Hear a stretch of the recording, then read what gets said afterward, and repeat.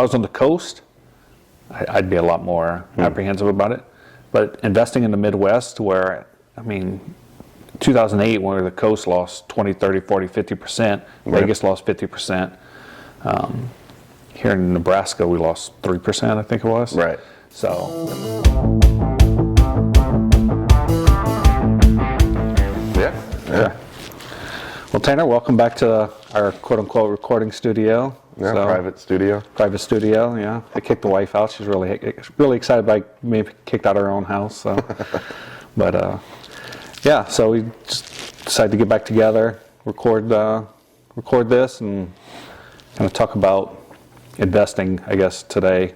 And what are you seeing? What are you hearing from other investors, other people wanting to get in investing, and kind of go from there? Yeah, so I think real estate is in a really weird part of the cycle right now. Like, we know that there's ebbs and flows constantly. There always has been. But right now, investors are uncertain. They aren't sure whether we're heading into a recession or if there's going to be another boom.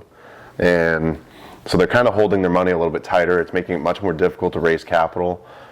Sellers are still asking too much for their properties, so we haven't seen cap rates start to expand at all. There's so much cash in the market right now that I think it's going to be an interesting summer. Summertime is going to show a lot. We're going to see the interest rates kind of balance a little bit, and maybe we'll see prices come down slightly as these 5-year loans. The refinance craze of 2019. Most of those loans are coming due right about now, and so when those come due, groups are going to have to either put a lot of cash into their property. They're going to see a lot of cash in refinances, and since people are holding on tight to their money, I think there's going to be some deals coming on the market. I don't think it's going to be a fire sale. We're not going to see a 2010, scoop them up as much as you can, which is what people are hoping for. There's the scared investors and the ones that are optimistic, waiting, thinking that there's going to be a field day for deals coming out. So a lot of what you just said is, people refinancing now because they got into market or refinanced in 2019. A lot of that's geared towards multifamily. If someone's just starting out, what's your take on the single family market? Yeah, so It's a lot of the same, or you think different? Well, in my career, a lot. Because you can use a commercial loan for any type of investment property. I had a lot of clients over the last 3 years that use commercial loans on single family properties, so they're going to be in the same boat. They're in a little bit easier position because if they have to put an extra $10,000-$15,000 into a property, it's not a huge deal, and they'll cash flow a little bit better. But the ones that are on a 30-year fixed rate mortgage, I've been advising all of them, don't ever sell that thing. Hold on to it. It's at 3%, Yeah. I got one of those right now. It's, 4 1/8, I think is what it's at. And I really don't like the property. It's a fourplex, but it brings in $3,500, something like that, maybe more or less $3,500. Just had it appraised at $380. I bought it at $220 2 years ago. So, but I have so much money into it. I'm like, I would love to sell it and get my money out, but the cash flow, like it's actually cash flowing. Well, it's not completely rented out right now, but when it is, it cash flows like crazy. So. I'm in the same boat there, like, what to do. Yeah. Luckily, I got a bank that'll work with me and use the equity as additional collateral for flips. So, and that's huge. I'd say right now, building a relationship with a bank, it's tough because, a few years ago, every banker wanted to be your friend. Just give me as many, commissions as you can. Just keep doing deals.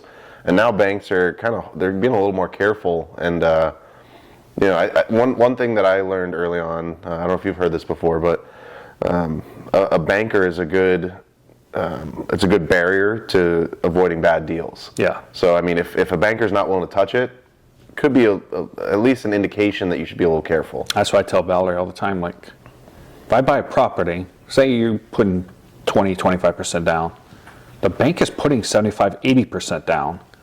Like, you don't think that the bank is gonna do their due diligence and or not guarantee, but try to ensure that the loan's not going to default. They're underwriting you. They're underwriting the property. They go through all that. They don't want another 2008. They don't want to go bankrupt. They want to keep their job. So I tell you that all the time. Like, the bank is my partner. Yeah, and I think that's spot on. The bank is your partner. Yeah. Like, you are pitching a partner, and that's why I think one of the best things I did early on in my career was go out and pitch all these different banks. And when they were handing out loans, I could shop all the banks, and I'd have to give that pitch multiple times because I realized I'm just trying to figure out who wants to be my partner on this deal. Yeah. And I do the same thing for my clients too. Is I would take their deal and say, hey, this is our track record. This is why I know this is a good deal. Here's our underwriting. We stress test it. If all else fails, we can throw it back on the market. But yeah, like you said, it's a sales pitch. I sent one off, I think it was Monday or Tuesday or something, to a banker. I'm like, hey, here's the comps from the MLS spreadsheet, pending, sold, everything. Just gave that to them. This is my pro forma, this is where I'm buying it at, and this is what I need for the rehab. Send it all to him. He had a couple questions. I sent it like 5 o'clock in the morning, so I left one or two things out, but he emailed me back, and I'm like, yep, sorry, I left that out. Here you go.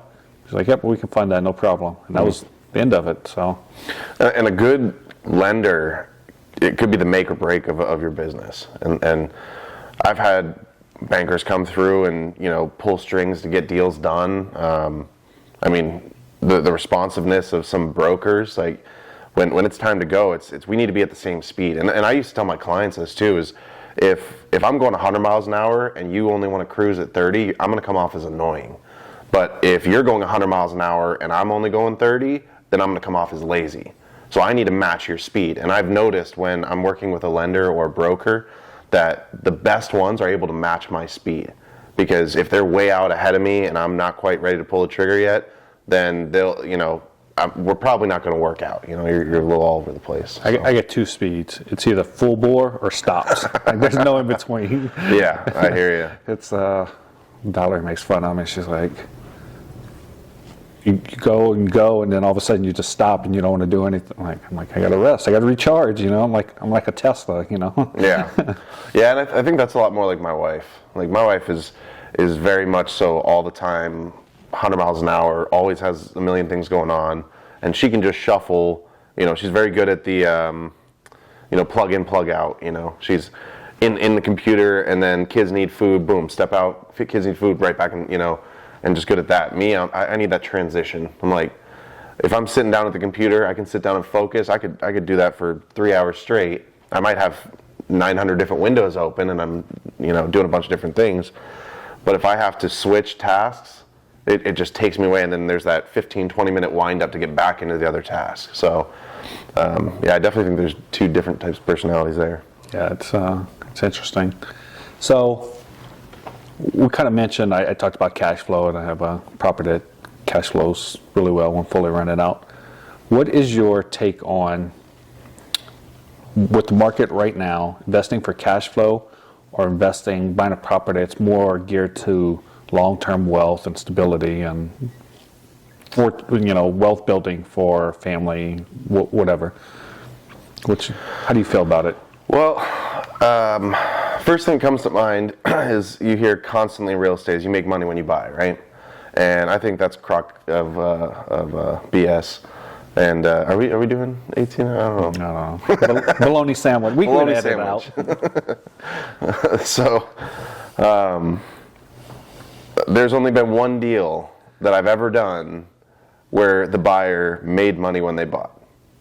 And that was your deal. When you bought the deal and you got a check back for, what was it, like $50,000 or something, or $30,000? Well, the net was 18 or something like that, I think is what it was. Still, it's a good chunk of money, for a deal that, so basically no money down, you got money back at closing. Which all went to the rehab. Right, which went to the rehab, but still, you make money when you buy is always the thing. And I get it when it comes to making smarter buying decisions. And if you can get stuff, under market value, then yeah, you made money when you bought. Like, that's phenomenal. So if you find a property worth $200,000, you buy it for $140,000, yeah, you just made $60,000 when you bought. Now they don't deposit $60,000 in your bank account, it's just equity. So the strategy of forced appreciation, of buying a property at 200,000, putting 50,000 into it, and hopefully it's worth 275 at the end. That is another alternative. Now, there's a point to this, I promise. So, in real estate, you make money when you sell. And every property is a value-add property. The common phrase is, oh, this is value-add. So is every deal. I would not be buying a property if it wasn't value-add. And even if that value was just, I'm going to maintain this property for the next 10 years and let inflation and appreciation do its thing. That's value-add. Because how many landlords out there are not maintaining their property for 10 years at a time? They buy it, they let it go to absolute garbage, and then, the next person has to come in and clean it all up. So when you sell a property, that's where you get the big payouts in real estate, and it's a wealth creation vehicle. Now, once you, and this is where, when I'm advising my clients, I have the stages. We started off with the Sherman strategy. That's where we coined it. And it starts with, the education and, focusing on the mindset of just changing the way you think about money, the way you think about real estate.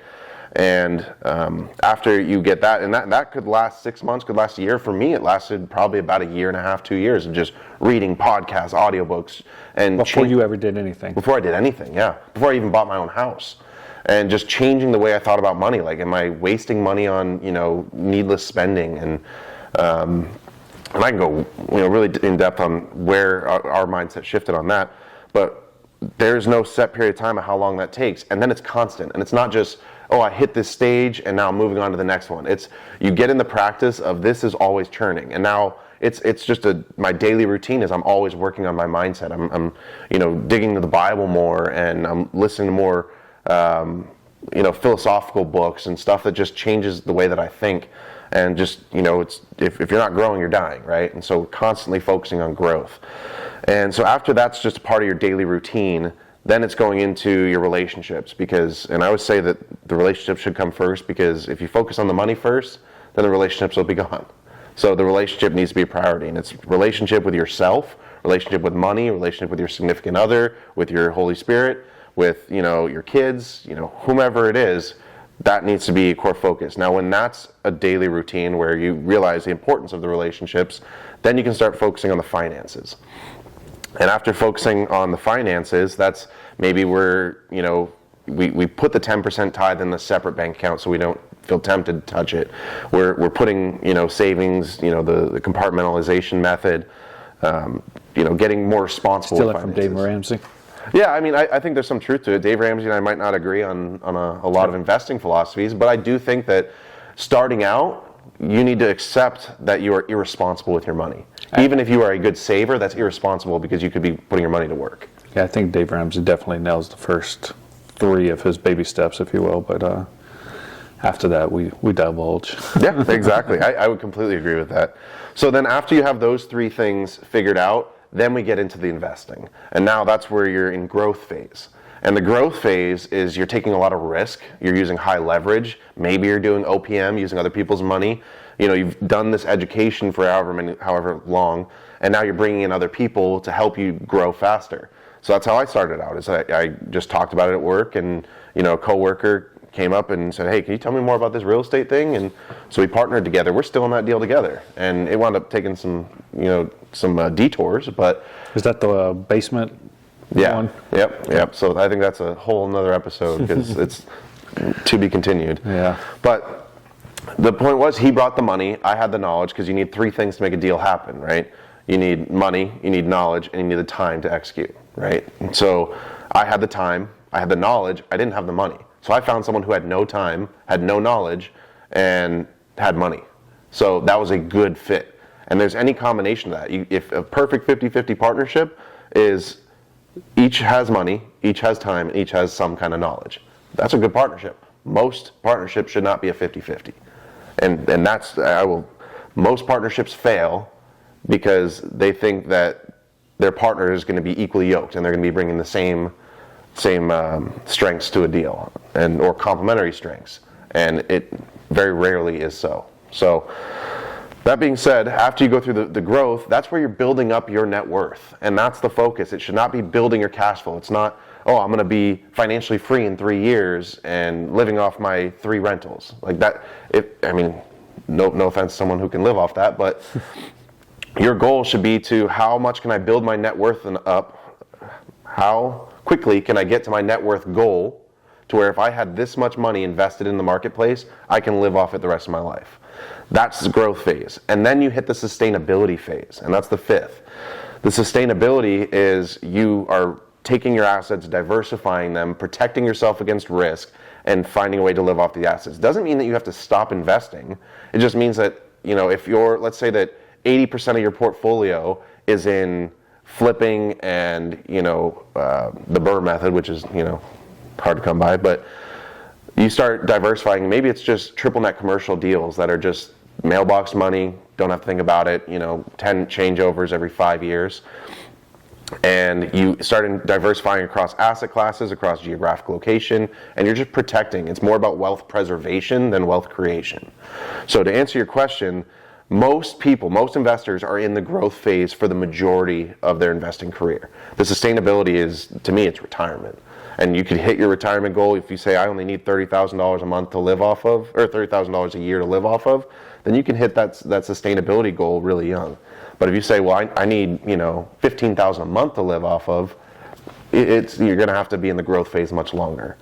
So when investors are starting out, and I'll wrap it up here. I know I get excited about this, but investors need to start out focusing on what deals can build my net worth the fastest. And sometimes it's flipping, sometimes it's rental properties, but it should be whatever you can do. And sometimes it means staying in your W-2 as long as possible and dumping that money into more investments.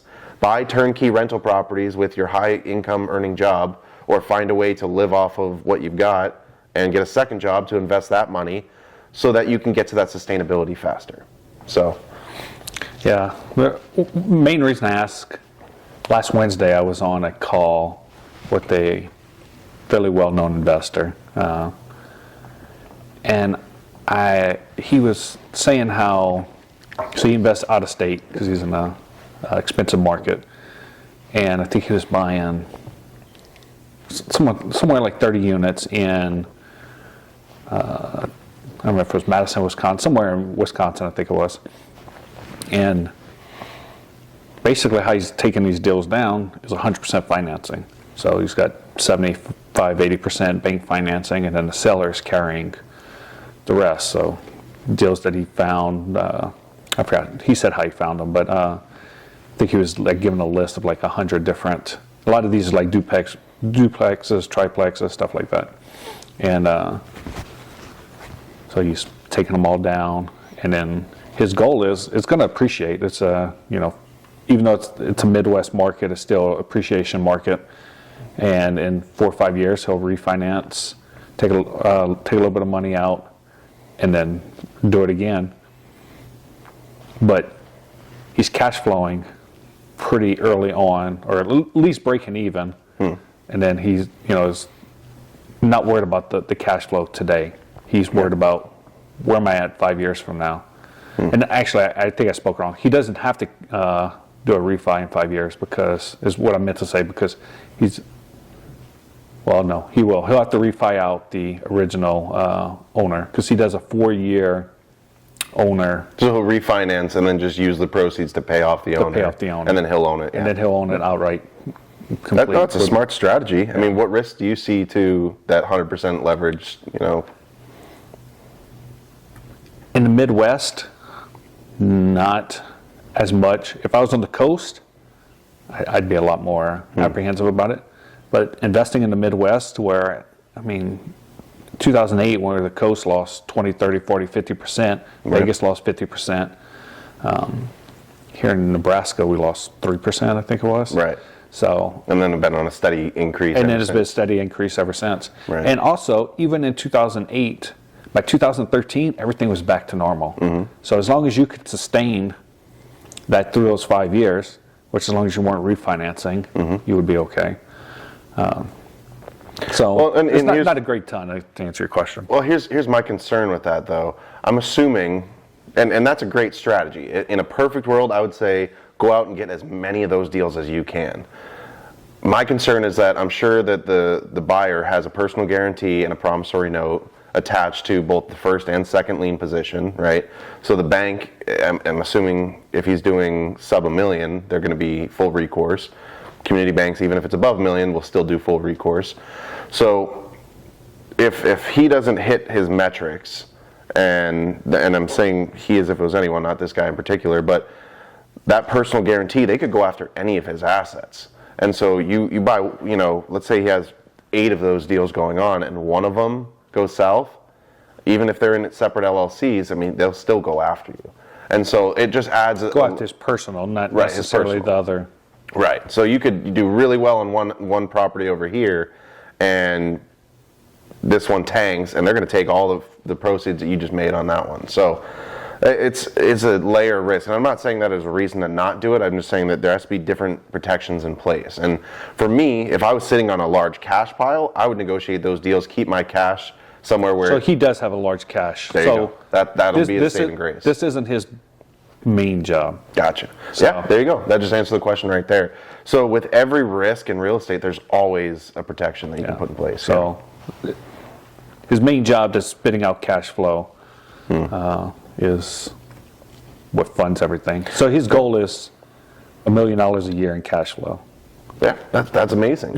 And whether he gets to $1 million a year in cash flow just off of 100 rentals, or he has to get 1,000 rentals to do it, like the cash flow is the same. So if you're focusing on your cash flow per unit or something, you're saying, well, I only buy deals that cash flow $400 a unit, you're going to be looking for quite a while, especially in a higher interest rate environment. That's why my goal is to increase my net worth. Because if I can increase, and net worth is it's a subjective term, right? I heard something the other day. I don't know if you saw my post, but this group talking about they refer to what was it? Oh no, maybe it was you that told me the assets under management. No, okay. So they instead of talking about their net worth, which is a subjective term, they talk about their assets under management. So it was more in the biblical sense of it's the belongings that I'm entrusted with, because I give all glory to God, and these are the things that I am managing for God right now. And so when they say assets under management, that don't mean like, because people manage, they'll own 1% of something. That I can have $100 million thing that I own 1% of, and and just leverage 100, right, exactly, 100%. So really, I have no equity in it, but I have $100 million under management. Exactly, yeah. No, there's people that do that all the time. I own 3,500 doors. I'm like, well, you own 1% of 3,500 doors. Yeah, which is still significant. Hey, that's nothing to shame on. I'm just saying that there is no transparent term, because you talk about people that, who's that guy that does all his own deals. He doesn't syndicate anything. Logan Rankin. Yeah. I mean, when he says I have 15,000 doors, he directly owns 15,000 units that he personally has a net worth of $500 million. So that's when they talk about assets under management. It was more of like, what are your personal assets worth? And I just like that perspective. Yeah, I never heard those two terms brought together. Well, and I think it's something that's really overused in the syndication world. I think it's its own network, but yeah. Well, so I want to hear more about what you think as far as finding cash flowing deals right now versus finding equity or net worth appreciating deals. I think right now, going back to what you kind of started off saying, sellers haven't adjusted, interest rates haven't adjusted, and finding deals that cash flow. And when I say cash flow, I mean from a long-term rental perspective. Obviously, I can go buy a place and do a short-term, mid-term rental on it and create cash flow. However, if rules change, market changes, something like that, can you do a long-term and still cash flow? And that's my definition of cash flow is for a long-term rental. Like, if it doesn't cash flow in a long-term rental, then it's not a cash flowing asset. You can put short-term or mid-term, but that's a business model. So you're changing business, you're running a secondary business out of it, is my perspective on it. So I think to find a property right now, single family, Multifamily is a little bit easier. I think that actually cash flows day one is next to impossible. Even in multifamily, you might be able to get something cash flows year one, but day one, I haven't seen much. I see these deals floating around. 9.5 cap rate, but then you dig into numbers and it's that 35% expense ratio. Right. And okay. Or they're missing taxes or missing insurance. So something's always missing. So. Yeah, absolutely. Well, and the balance between buying cash flowing assets and appreciating assets, like if you have enough cash flowing assets, you can afford to take risks on the appreciating ones that maybe you're losing $500 a month, per unit, but it's supported by the other assets. Now, most investors starting out, especially, sub 50, 100 units, they can't take that kind of a risk unless they have a really high paying job and they live off of peanuts. That's a lot of risk to take on. And I have some investors, one of the best strategies that we've found is when someone leverages their house, so, pays off their house or pays off a significant portion, gets a line of credit, then they take that line of credit and go buy properties cash, because it works as cash, and then they renovate, do some kind of value add. We had one client who was is a designer, and she bought multiple properties with us cash with her HELOC, furnished the property, got them on Airbnb. We worked out the whole pro forma, showed that this is what we project based on these comps, and started getting bookings. During that process of while she's getting it all set up, she would go to the bank, to a commercial bank, these are single family houses, and say, here's my business plan, here's what we're projecting to do in revenue, this is all of the cash we put into this property so far, and she was very much willing to leave some cash in the property, understanding that banks will want to do 75% loan to value. Well, because they loved her business plan, they refinanced out all of the purchase price of the property plus all of the furnishing costs.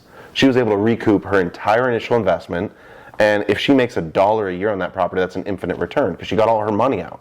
So while that's covering its expenses and paying down that mortgage, she will build wealth over time. And when she sells that in 15, 20 years, she will make an extra $250,000, in cash. That's what I mean is when you make money when you sell. So what happened was she did multiple of these deals and then had a friend, I think we did 2 or 3 of them in a summer, just doing these back to back to back. And she had a friend who was a real estate agent and convinced her to use her entire HELOC as a down payment. So then she didn't have any value add, couldn't refinance it out, and now she's taking all the cash flow from all these properties, trying to pay down that HELOC. So obviously that agent got a higher commission because they got a much higher priced property, but now she can't do another deal. And we just got her essentially to do 3 BRRRR properties back to back to back, and now she's stuck in one deal.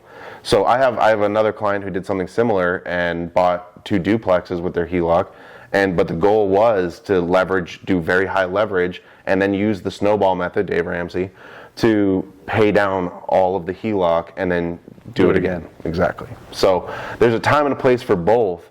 And it's just when you have your strategy, try and stick to it, because if you're going to bounce back and forth, it's going to interrupt your growth.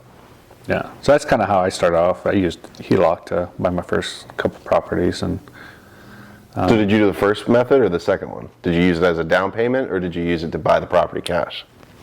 I used it as down. Like I put a down payment with it, and then like I said, that quadplex I put, I don't know, $50,000-$60,000 into it. So the money's still technically in the property. I never refinanced out, but a lot of that was due to the interest rates went back up and being locked in at 4 1/8 or whatever. So I didn't.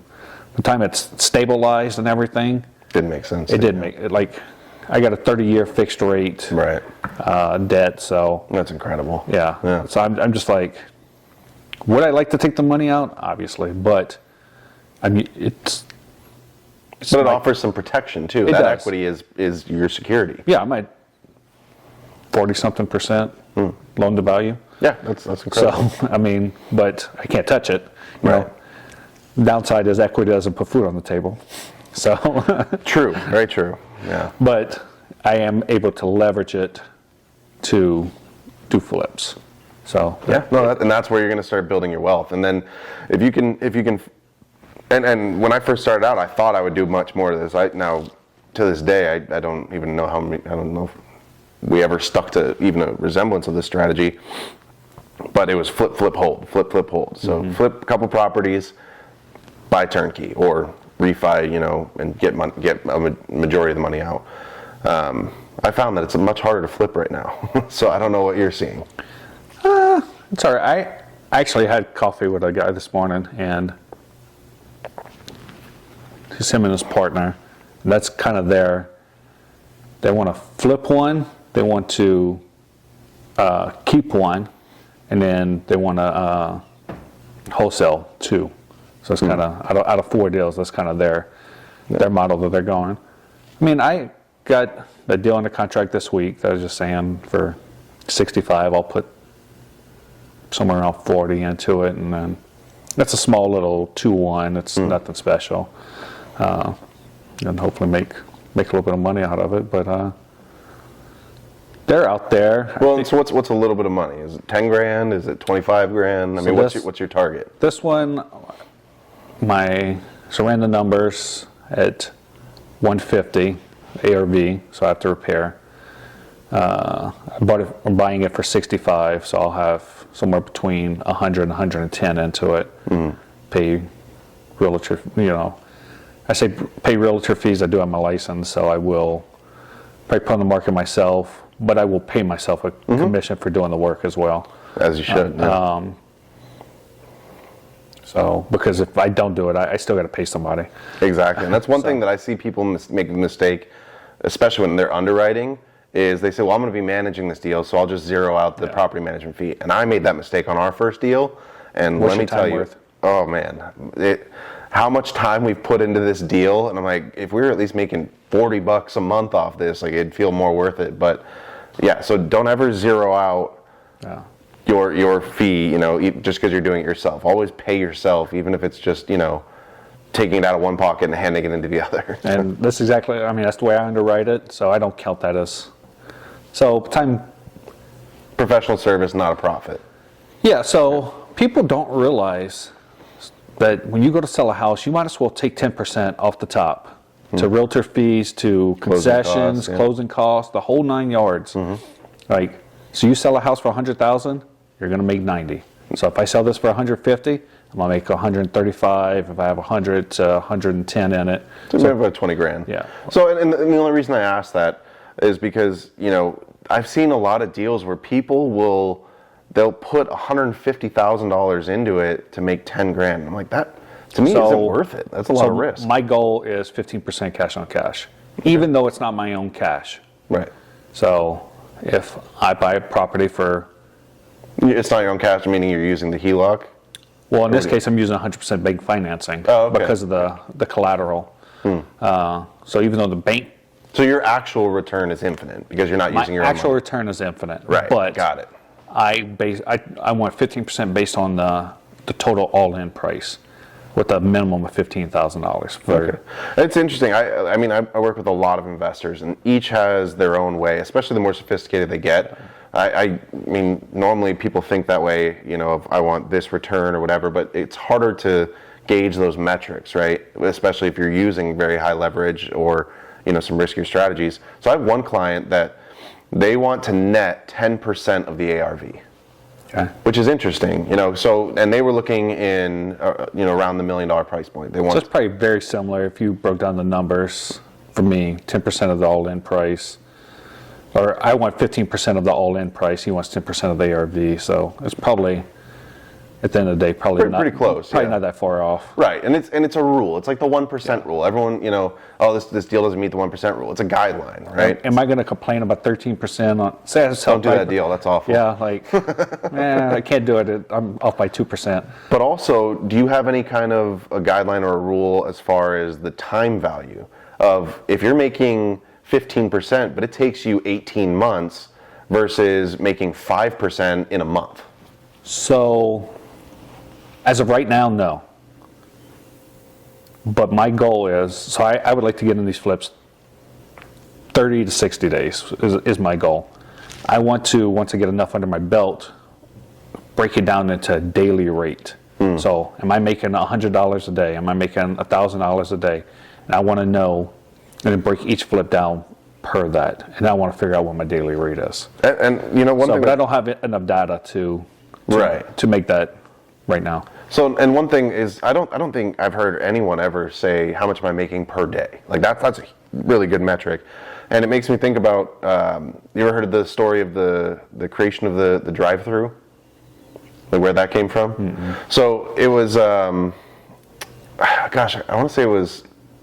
I can't remember the story. I'll misspeak, but so when you used to go to fast food restaurants, if anyone's seen the McDonald's movie, they see, they're out sitting on a patio, stuff like that. But the creation of the drive-through came from looking at a different industry, which was banks. Banks were already doing the drive-up teller stuff. And so someone, whomever it was, I'm assuming it was McDonald's, but looked at the banks, and how they were doing it, and they said, that's really efficient. And so they looked at an industry that was outside theirs to find a metric to make their industry more efficient. And so one thing is, like, when tracking KPI, people think about it most groups track the same KPI, and for the most part it's important to track, what's your gross rent, what is your, cash on cash return, what is those things. But if you look at things like what's my daily profit, that's something that that would be huge for flippers to track, and I would love to see that across, across the board. You see these HGTV shows, and like, oh, we just made $100,000 on this flip. Mm-hmm. Okay, but on TV it took 30 minutes. How much did it take in real life? And how many can you do at once? Exactly. Like, it's one thing if it takes a year to make $100,000, but can you only do one in a year, or can I do 5 in a year? Yeah, and also what's your overhead? You made $100,000 profit on this flip, but if it took you a year, and we see you got a big crew here, like you have to pay them out. What's your take-home profit? Because at the end of the day, if you're taking home $20,000, I wouldn't do that deal. So, talking to someone recently, and they said they're doing twice as much as they used to for the same profit, but they're trying to figure out how to scale themselves out of the business. Well, that's part of pivoting. Yeah. Having to pivot with the times, understanding deals are a little hard to come by. 2018, 2019, when I first came in, there was tons of wholesalers. I was on the phone all the time with wholesalers, and the shift from being a seller's market to a buyer's market, whatever, we were in a strong seller's market, but in the wholesaling world, like, you could still be a pretty picky buyer. You're going to have competitors. Like, there's going to be 10 other people that are looking at the same deal, but I knew that the next day I'd have 3 other deals coming across my desk. And I was still in the green monkey suit at the time, in the military, on the phone with wholesalers. I'd be on a Teams call on my military computer and on a phone call with wholesalers. And I was just, Didn't you used to bring your personal laptop to work and or were you? No, I had, use your phone? I had a phone, yeah. So my phone, because I've always had multiple displays. And so I would have one display on my phone where I could be underwriting a deal, and I'm still getting my military work done. I was getting everything done on time, but it was during my transition out that I got my real estate license, and I was just wheeling and dealing and negotiating deals, and those deals are much easier to come by. And then I could feel the creep of where wholesalers were starting to have to come higher with their prices, and it was a combination of them getting greedy and sellers getting greedy. And they would just want to make more profit margins. And one thing that has always bothered me, and this is a tangent, but whenever I would go walk a wholesaler's property, they would say, okay, you got to tell them that you're the insurance adjuster, or just tell them you're the home inspector and stuff. And I hated that. That was the worst part of that. And I think that, and a combination of some bad experiences with residential real estate agents, is why I decided to pursue commercial real estate, because it's just a completely different ball game. It's like it's going from AAA to the big leagues, and the way that people conduct themselves and how they negotiate, how they communicate, is very different in that world. And no disrespect to wholesalers that work ethically, because I've met a few that I really do respect, because they are out there truly trying to solve problems. And if you are in this business to make money, put people first. Wow. And if you're putting people first, you will make money in the long run. Even if you lose money on a couple deals because you took care of people, God will repay you. He will see what you did. But the ones that are out there being slimy, snake oil salesmen, just, oh, I hope they don't notice the mold in there. You know, those are the people I can't stand. Yeah, there's definitely, you know, it's not a wholesaler, but the flip I'm doing right now, bought from a guy, and he was flipping it, and then kind of got, I don't know what happened for him, but he was supposed to do certain things, and I agreed to buy it off from that price. And man, I think I said this earlier, kind of forced it, you know, and so I knew there would be a little bit, but holy cow, this, like, and I can't be mad at him, like, I bought it, you know, I bought it this way, it'll cost me a handful of $1,000.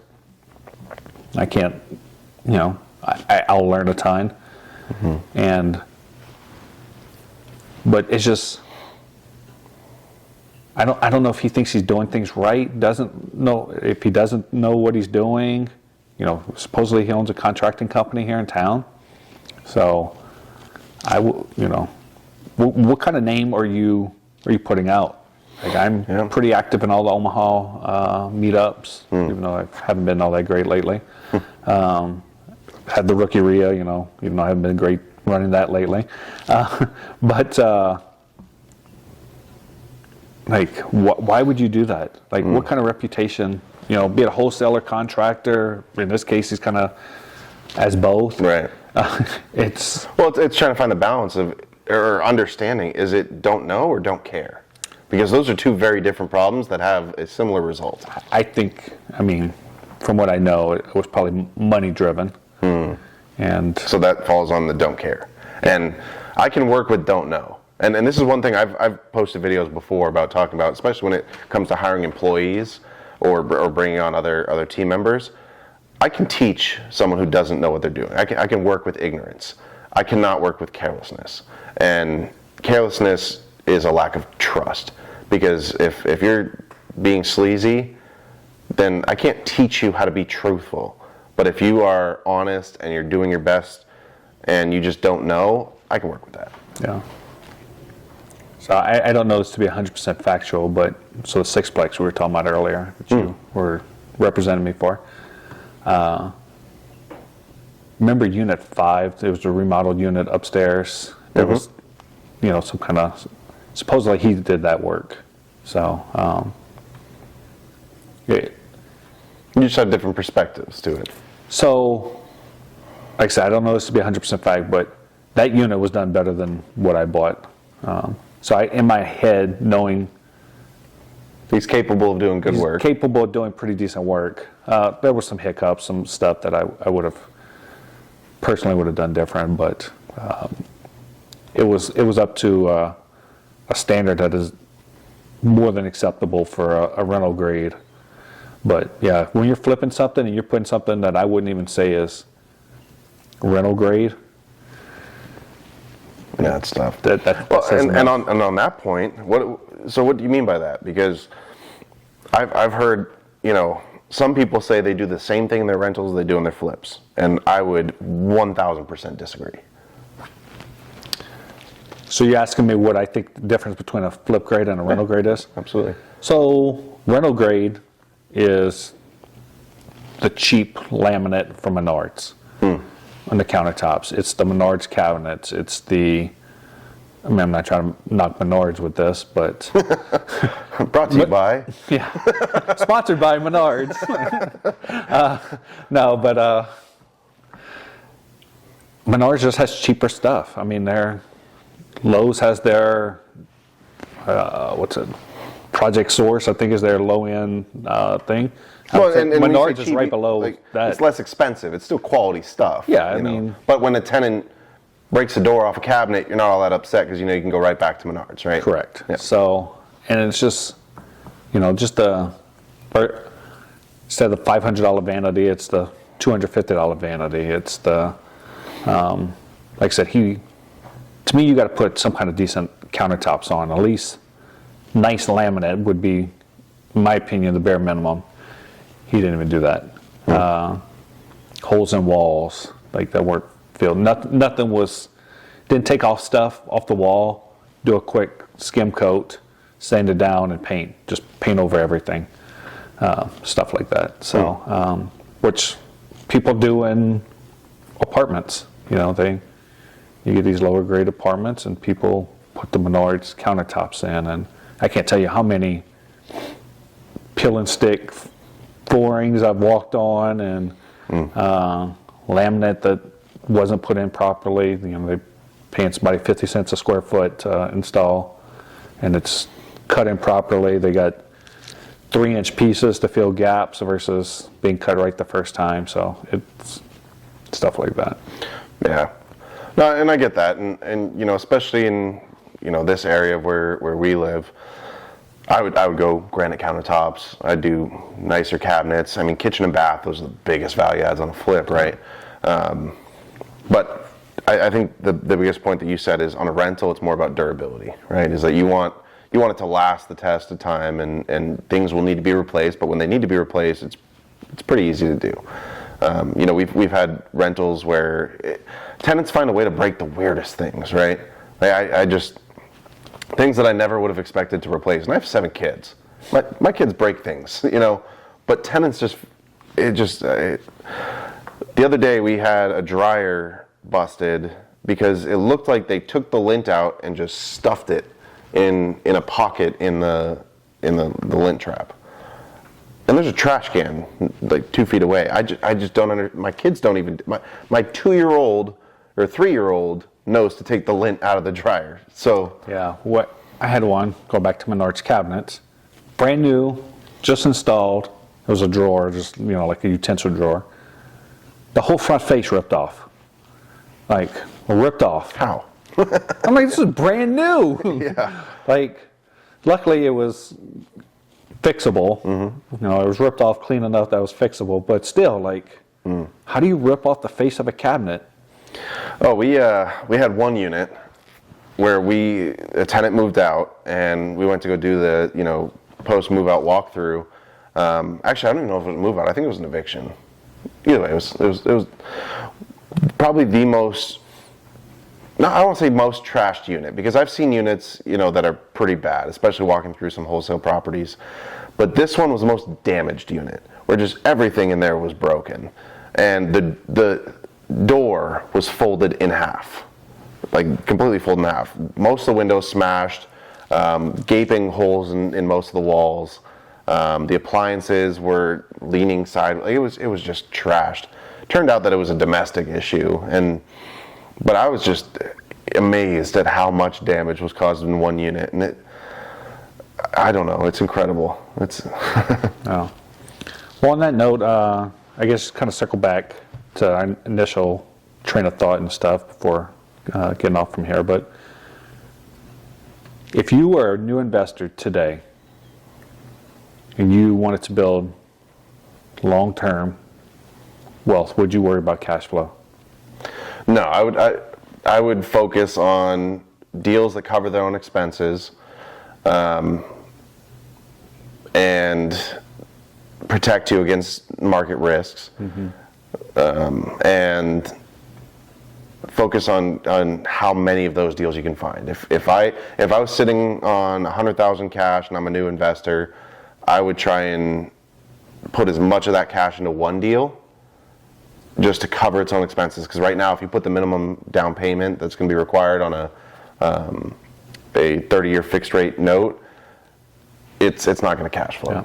And that's the difference between conventional loans and commercial loans. Is conventional loans, the bank is underwriting your ability to cover that mortgage. So they're underwriting your personal financial situation. Do you have enough income to support that? Commercial loan is, does this property have enough income to support it? And that's why I lean more towards the commercial underwriting method, because I want this property to be able to self-sustain. Unless you're in an advanced position, but for the new investor, that property needs to be able to support itself. And right now, that means putting more of a down payment so you have a lower leverage position and it covers its own expenses. Now, in the foreseeable future, I don't see interest rates going back down to where they were in 2019. I don't know that we'll ever see it in our lifetime again. I don't know if they'll ever go below 5. I don't think so. I think that I think they'll probably hit 5s, but I don't know if they'll I don't think we'll they'll see be between 5.5 and 6.5 is we will never see 4s, or we'll never see 2s or 3s again. 4, maybe once in a blue moon, but 5 is going to be the standard. And it's going to be between 5 and 8, probably for the next 8 to 10 years. And once pricing catches up to that, that becomes the norm. People are used to those interest rates.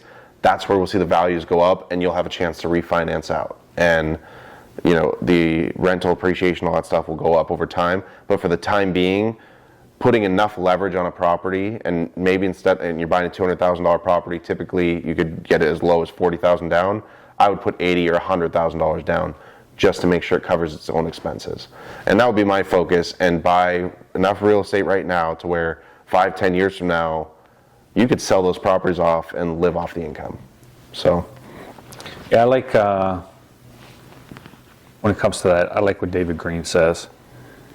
Cash flow is a defensive mechanism. It's made to protect the asset. It's not made to make you rich.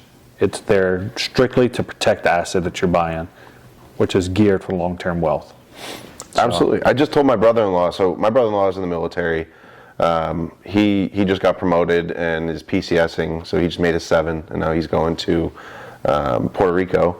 And so he's leaving the States, and he was about to sell his house. And, you know, I walked through it with him, and this is just over drinks. You know, it wasn't like he came to me and said, hey, what should I do with this? It was just came up in conversation, as I'm sure you know, real estate always comes up in conversation.